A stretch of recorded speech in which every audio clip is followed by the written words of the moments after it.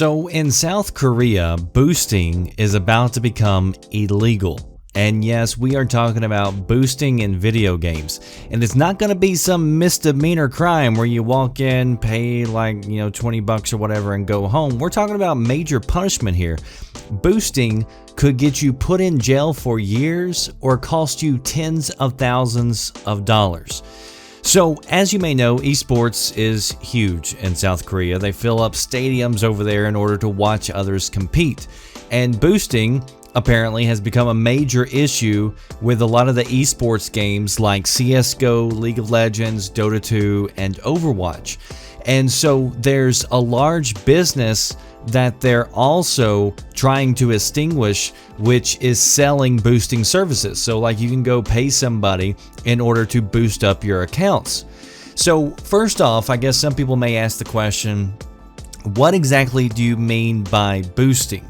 And so boosting is the act of getting somebody else to play a game for you in order to drive up your stats. So maybe you don't have enough time to play, or maybe you're just not that good, and so you need somebody else to kind of help you out. And so you could have people that are highly skilled playing on lower level accounts in order to boost their ranks. So the argument for getting this law passed was that it's an out-of-control problem that is hurting businesses as well as regular players, because they say that if players are constantly being outclassed in lower-ranked games where it should be, somewhat easy, I guess, for casuals, then they end up giving up and quitting out the game, and so therefore the game could die, which brings it all back to hurting the developers as a business. So they say that it hurts everybody. Now, one of the questions that I had whenever I was reading about this at first is, why in the world would you pay somebody to boost for you? Because whenever you do get around to actually playing the game yourself, you're going to be trying to play ranked matches, and if your skill wasn't good enough for you to be there in the first place, how is it going to be enjoyable for you to be in a game where everybody is just railing on you? Like, you would get destroyed in ranked games if you tried to play it yourself because your skill wasn't what got you into those tiers.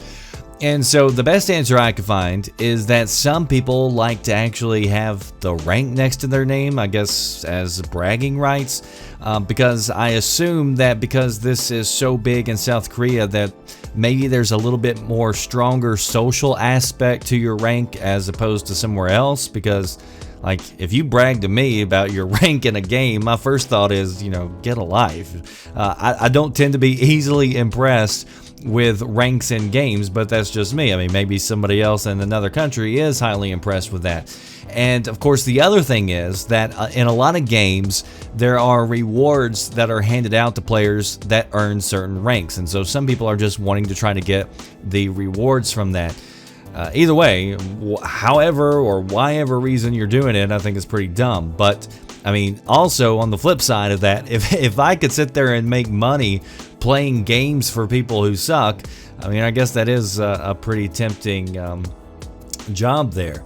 So the new law is going to go into effect in 6 months, and it says it covers, quote, an act that interferes with the normal operation of the game by arranging or providing the service to acquire the score or performance of the game in a way that is not approved by the game-related business operator.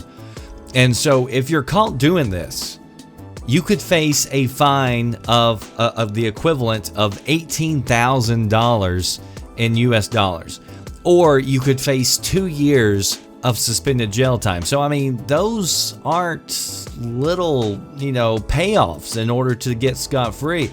So that's a pretty stiff penalty for playing somebody else's video game.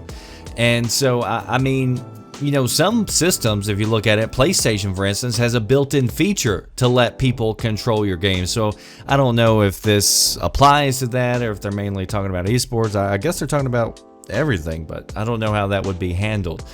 I don't know. Seems pretty crazy to me. Can you imagine being in jail? You're locked up there with murderers, rapists, drug dealers, thieves. You're at the table and somebody walks over and says, "Hey, what are you in here for?" And you're in there for playing Overwatch for somebody, like boosting in a video game. How terrible would that be?